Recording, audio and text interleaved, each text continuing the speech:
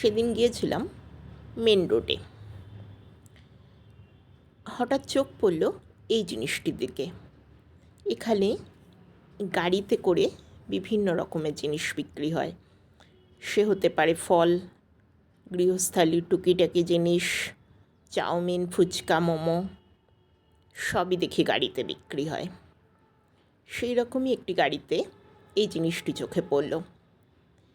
জিনিসটা দেখার সঙ্গে সঙ্গে আমি কিনে নিয়েছিলাম।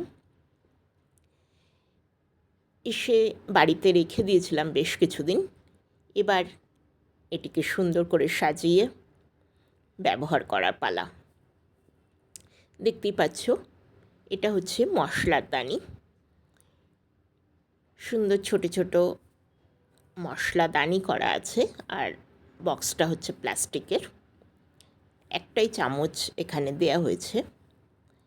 এখানে সবথেকে যে মজার জিনিস সেটা তোমাদেরকে দেখাচ্ছি।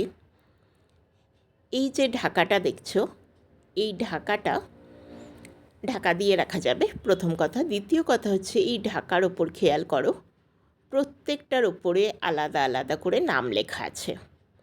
জিরা, এটা হচ্ছে রাই।